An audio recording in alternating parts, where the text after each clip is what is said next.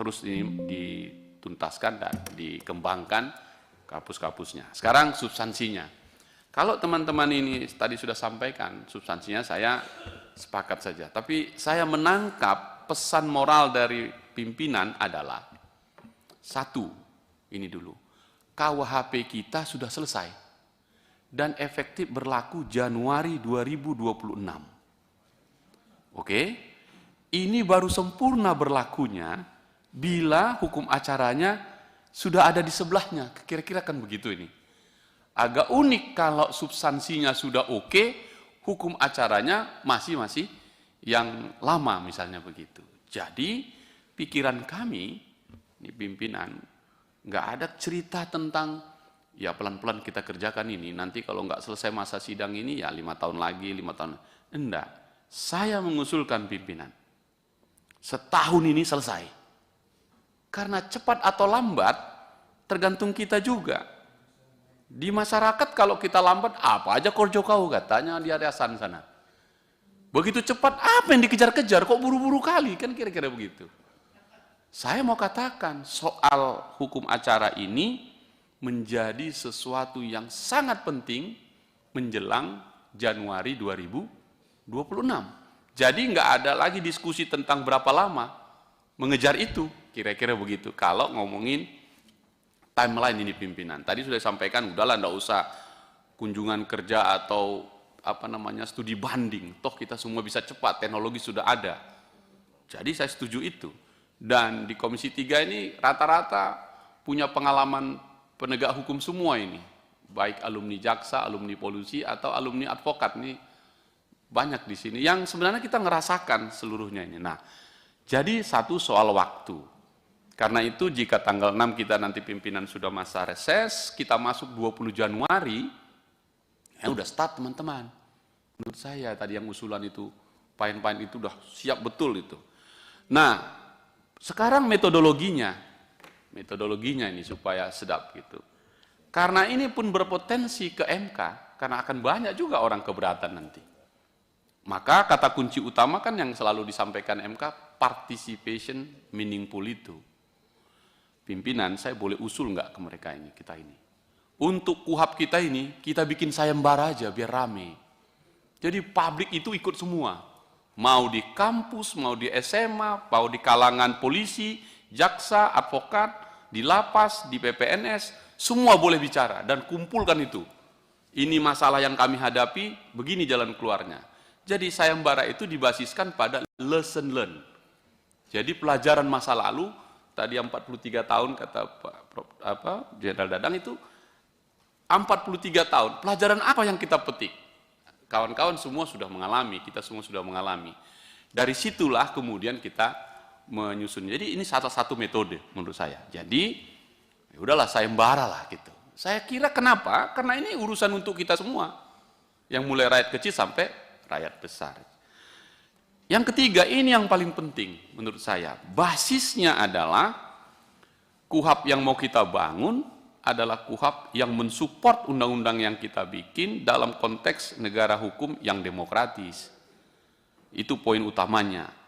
Maka saya selalu mengucapkan ini di dalam Komisi 3 sejak 5 tahun yang lalu dan akan terus saya sampaikan, mudah-mudahan bisa menjadi acuan kita ya teman-teman. Apa itu?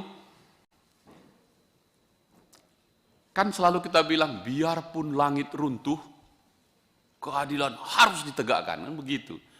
Belum runtuh aja udah tidak tegak, apalagi runtuh ya. Jadi, tapi itu moralnya. Nah, saya ingin dalam kaitan hukum acara, saya ubah ini.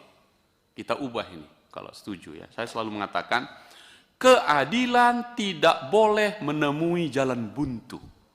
Keadilan harus menyentuh garis finish keadilan itu sendiri. Siapa yang memastikan itu? Hukum acaranya. Jadi hukum acara kita ini, filosofi dasarnya adalah keadilan yang harus sampai ke garis finish itu.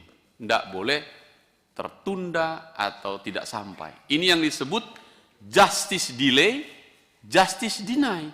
Keadilan yang tertunda adalah kejahatan. Agar kejahatan itu tidak terjadi, maka hukum acaranya memastikan tidak tertunda.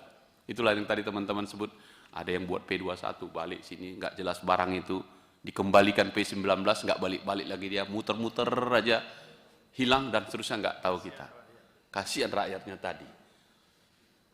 Jumlah perkara yang pakai LP, misalnya laporan polisi, kemarin Kapolri menyampaikan, hanya bisa diselesaikan per tahun 70%. 30% tertunda, itu kejahatan.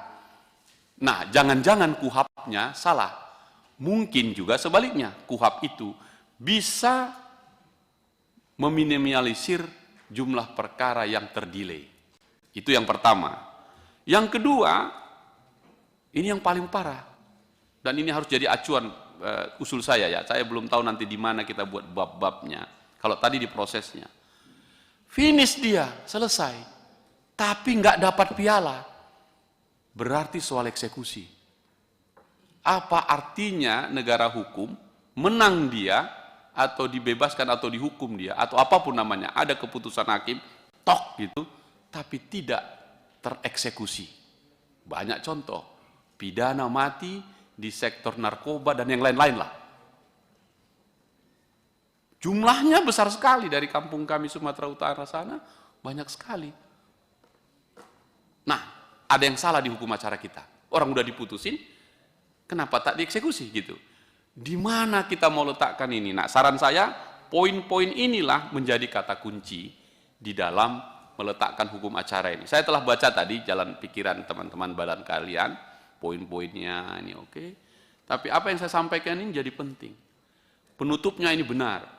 Karena menurut tata cara pembuatan undang-undang di atas 50% substansinya diubah. Bukan lagi diubah, harus diganti. Jadi kita mau sebut KUHAP baru nih kan. KUHAP baru. Nah kalau baru masa depannya, baru harapannya. Dan ini cocok dengan asta citanya. Kalau penegakan hukum kita, hukum acaranya masih yang lama, ini pasti tersendat-sendat. Oleh karena itu pimpinan, saya mengusulkan kalau bisa kita sepakati bersama, ada niat kita selesai ini sebelum Januari 2026. Baru bisa. Dan ini semua energi kita di situ.